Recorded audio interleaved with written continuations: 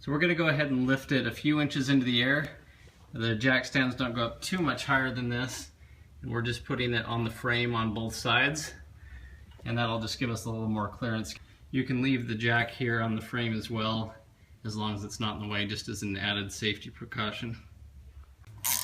Next, we're going to take off on the drive shaft that's coming through here. There's 4 of these 12mm 12-point bolts.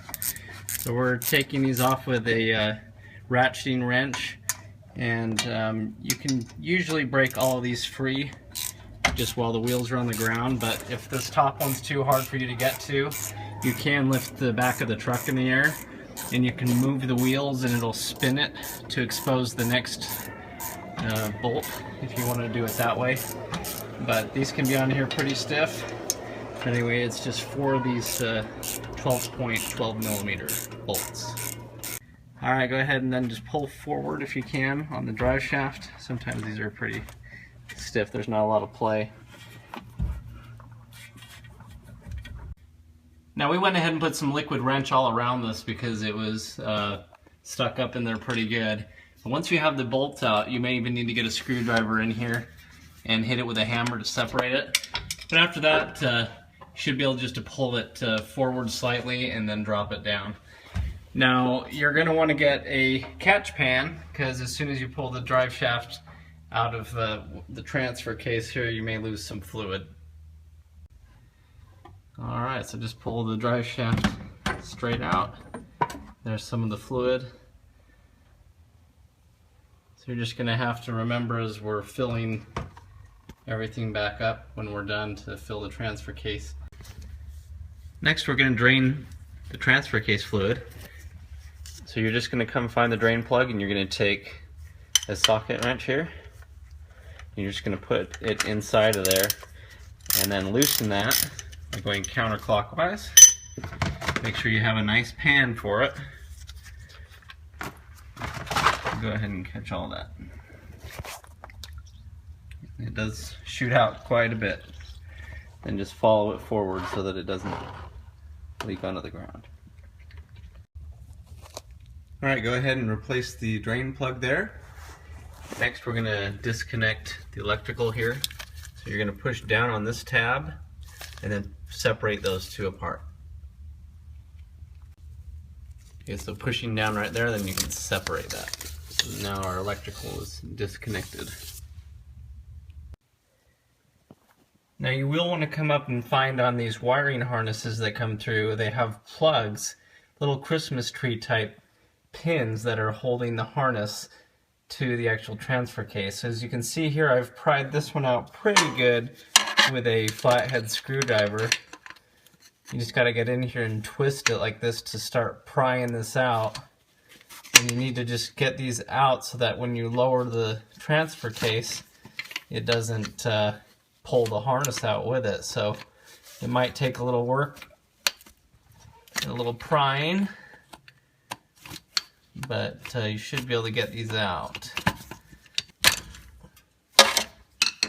Then while we're undoing our bolts, there's another one up in there. You can see it was kind of in the way, so you just want to try to push them from the bottom or pry them, but you just want to get those clips undone. Okay, then all the way up in here, following, you'll see a line that goes into the transfer case. So you'll just wiggle, pop that off. Next, we're going to remove the 4 bolts that are on the drive shaft for the transfer case. And so we're going to take our really long extensions with a 12mm 12-point socket on the end. We're going to follow this other drive shaft for the 4-wheel drive down to the end. And there you'll find those 4 bolts. So with the front wheels in the air, what you can do is you can break these loose, and then to expose the next bolt, you can just simply turn the wheel. As you turn the wheel, the next bolt will come up for you to access. And if you have somebody who can help, they can sit in the truck and hold the brakes down while you break these loose. Because as you start to breaking them loose, it'll spin the shaft. So it helps if you have somebody who can put their foot on the brake and hold it still. Or if you have an impact, you can try that. That might be able to spin these off without spinning the drive shaft. But anyway, we're going to remove all 4 of those, just like we did on the drive shaft. Okay, so we removed all 4 of those bolts there on this drive shaft for the transfer case. Okay, so we're leaving the drive shaft connected at the front differential, so we don't have to lose any fluid there. Coming back here, we've removed those 4 bolts, and once again I just put a screwdriver in between here and gave it a little tap with a hammer. That really helps.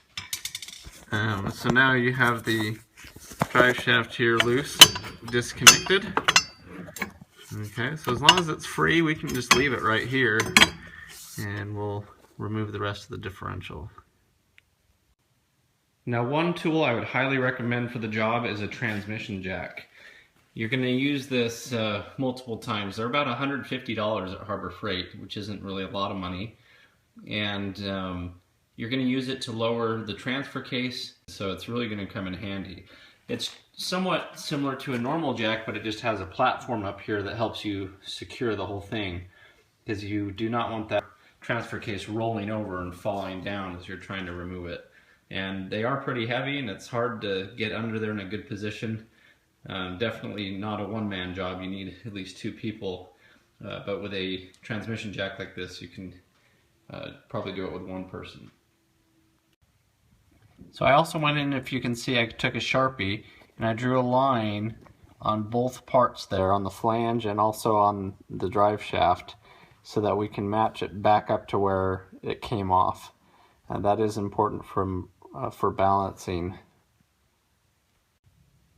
Okay, so we have our transmission jack under here cradling this transfer case, and we're going to go after these 6 13mm bolts. There's 3 on each side, on the very top, the middle, and the bottom, and the same on the other side. So we're going to go ahead and take out those. It works best for me to use the 13mm deep socket on the very top bolt, and then just the regular smaller 13mm sockets that's not a deep socket to fit on here. So that's just how I was able to get to each of those bolts. So as we continue to take off this transfer case, as you start to take these bolts off, these are the 13mm bolts, you'll notice as you loosen them, you'll start to lose some transmission fluid.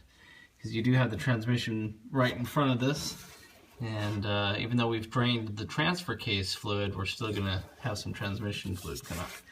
So the very top bolts we got with a 13mm deep socket. On the driver's side, there's a harness that goes through, so you have to kind of work that socket into there pretty good. Now I'm having to use a 1/4 inch drive 13mm here on this bolt. It's kind of in the middle, and that's just because there's not a lot of room with some of the exhaust shields and everything, the heat shields that are coming through here. So I'm going ahead and I'm removing these ones now, and so the top are out. I'm working on the side ones, and pretty soon all I'll have left are these 2 bottom bolts. So just be very careful, because this is a big heavy transfer case. We want to have our transmission jack here to support it as we get those bolts out. Make sure everything's tightened down so it doesn't fall on you, and it'd be good to have another person helping you. Okay, so we're going for our last 2 bolts that are in the front of this transfer case, and on this side you have a mechanism here that's putting tension on this chain. We have the chain wrapped up around, and we made sure that our harnesses are not underneath the chain. We don't want them to get drugged down with it.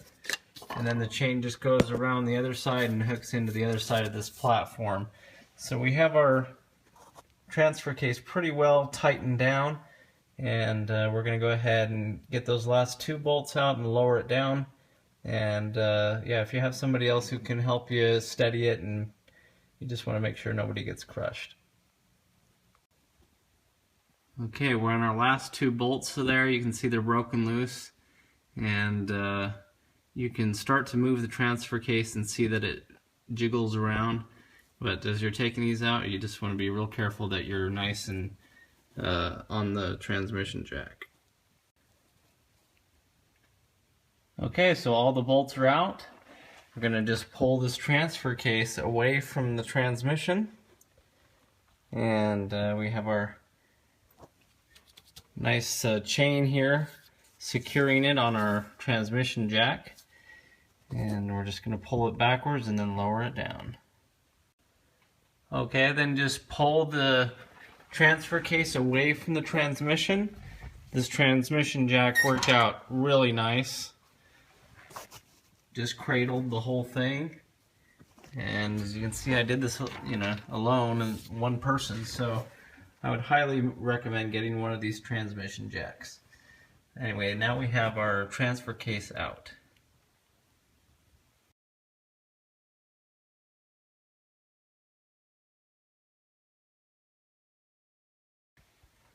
So just remember that we've lost the transfer case fluid and also transmission fluid.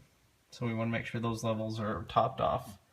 On the back side where we drained it, you'll just put the plug back in, and then on the fill plug that's above it, you'll just fill fluid until it starts coming out, and then you know it's full.